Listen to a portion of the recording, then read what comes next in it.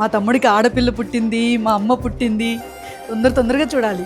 తమ్ముడు, మనకి ఏ అమ్మాయి పుట్టింది? అమ్మ పుట్టింది. ఎందుకురా అమ్మ పుట్టింది, ఉమెన్స్ డే రోజున ఆడపిల్ల పుట్టిందని సంతోషపడకుండా ఎందుకు బాధపడుతున్నావు? ఎలా నవ్వమంటావు అక్క? ఆడబిడ్డ అమ్మగా పుట్టిందనే సంబరం కంటే ఈ బిడ్డ ఏడ బలైపోద్దని బాధ ఎక్కువైపోయింది అక్క.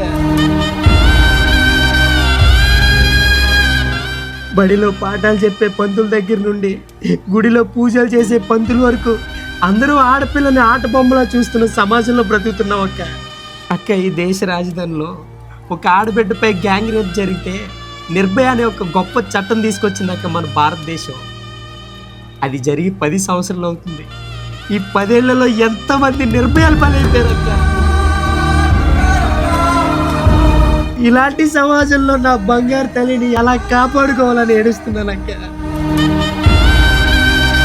ఎంతో మంది మహిళల త్యాగాలు గుర్తుగా మహిళా దినోత్సవం జరుపుతున్నాం.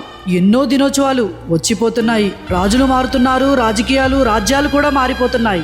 6 ఏళ్ల పసికందును 60 ఏళ్ల ముసలోడు అత్యాచారం చేసిన సంఘటనలు చూస్తున్నాం. కన్న తండ్రే కసాయి తండ్రిగా మారిపోతున్న సమాజంలో ఉన్నాం. స్త్రీ లేకపోతే జననం లేదు, స్త్రీ లేకపోతే గమనం లేదు, స్త్రీ లేకపోతే సృష్టిలో జీవమే లేదు. అసలు సృష్టే లేదు. ఎటుపోతుంది సమాజం? అసలు ఏమైపోతుంది నా భారతదేశం?